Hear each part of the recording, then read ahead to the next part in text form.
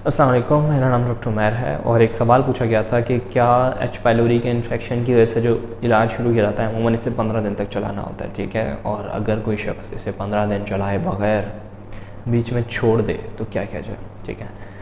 तो डिपेंड करता है कि डॉक्टर कौन है, सही है। तो मैं वो बता सकता हूँ जो कि मैं करता हूँ, ठीक है। मैं क्या करता हूँ कि पेशेंट को पहले तो तरीके से काउंसल करना ज़रूरी है कि मरीज़ को पता होना चाहिए कि इसकी कितनी अहमियत है। अगर अगर अगर आपने इलाज बीच में छोड़ा तो होगा क्या कि आपको पूरा नए सिरे से करना पड़ता है, ठीक है। एटलीस्ट मैं तो नए सिरे से करवाता हूँ मरीज़ को, क्योंकि एच पाइलोरी इंतहाई ढीठ किस्म का जरासीम है, ठीक है। इसीलिए इसको मारने के लिए तकरीबन 3 से 4 किस्म की एंटीबायोटिक्स एक साथ देनी पड़ती हैं, ठीक है। उसकी वजह से इंसान के, मैं मानता हूँ इस बात को कि मैदे पे इंतहाई जो है ना बुरे असरात आते हैं, ठीक है। मैदा बहुत ज़्यादा अपसेट रहता है, गैस बनती रहती है, जिस्म में दर्द होता रहता है। एक इंसान बड़ी एक अजियत की ज़िंदगी गुजारता है 10-12 दिन, इस बात से कोई इनकार कर ही नहीं सकता।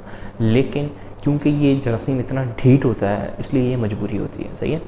तो अगर मैं आपको डॉक्टर हूँगा तो मैं आपको बिल्कुल स्टार्ट से करवाऊँगा 5-6 दिन का गैप देने के बाद।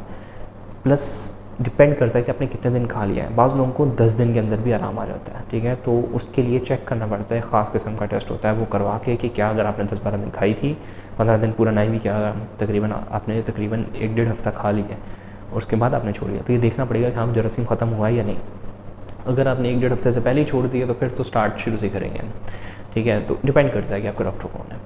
तो ये मतलब डॉक्टर की चॉइस पे डिपेंड करता है और आपने कितने टाइम तक जो ट्रीटमेंट है वो खाया है और कैसे खाया है, इस चीज़ पे डिपेंड करता है। तो दैट्स ऑल।